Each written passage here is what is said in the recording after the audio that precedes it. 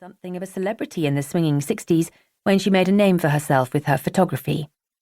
Her iconic portraits of rock stars and artists are still reprinted occasionally, these days mainly accompanying obituaries.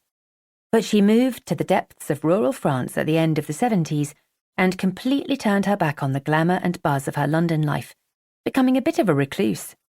She never lost her eye for beauty, although she turned her camera lens from celebrities to the countryside surrounding her new home, picking up commissions to take photos for books on the wines of Bordeaux and the landscapes and wildlife of southern France. Her passion has waned with the advent of digital photography as, she says, the challenge and artistry have gone now.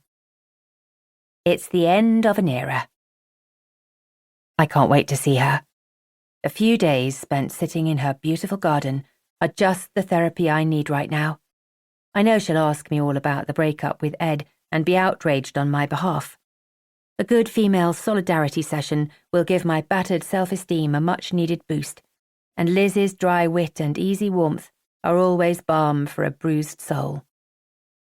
The flat northern landscape rolls by, and a sign announces that I'm entering Picardie. The radio plays songs from years ago, and I feel my spirits lift a little. It's been a tough 12 months, and I admit I've struggled at times.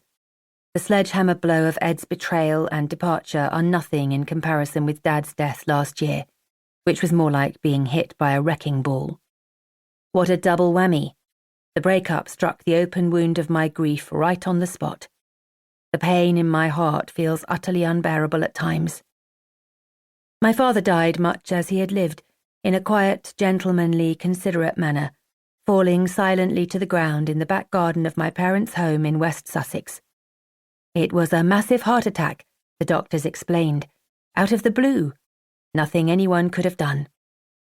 My mother was her usual poised self when she rang to tell me, and her cool, remote manner made me wonder, not for the first time, how much she had really loved my father. Sometimes it's hard to believe she and Liz are sisters, the one so warm, funny, and bohemian, living her rather hermit-like life tucked away in the depths of rural France, and the other such a reserved and proper Sussex matron with a penchant for social bridge and designer handbags.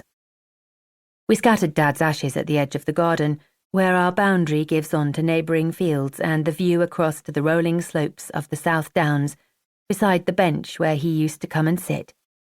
I'd sometimes find him there on summer evenings, watching the sky turning from blue to rose to black as the swallows swooped and flitted overhead.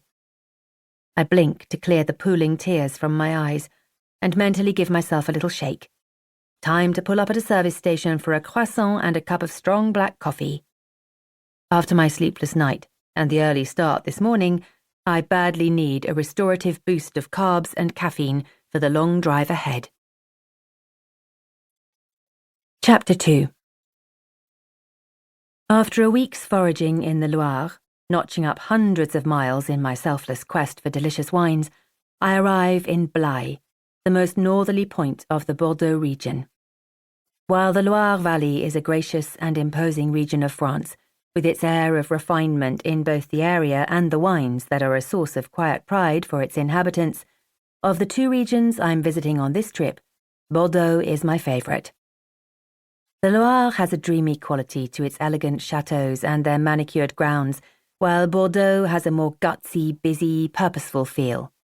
In the Médoc, the best-known and frighteningly expensive Premier Cru chateaux make their prestigious wines, sought after the world over. Further east, the land rises into the clay and limestone ridges where you find Pomerol and Saint-Emilion, journey's end for many a wine pilgrim. But these famous names tell only half the story.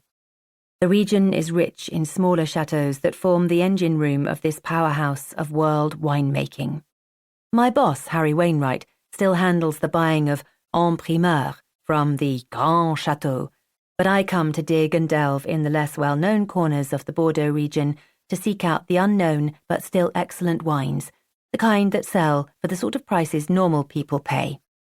After another day in the car, tonight I'm staying in a once gracious chateau that offers chambre d'hôte. The owner, an effortlessly chic French woman, greets me and shows me to my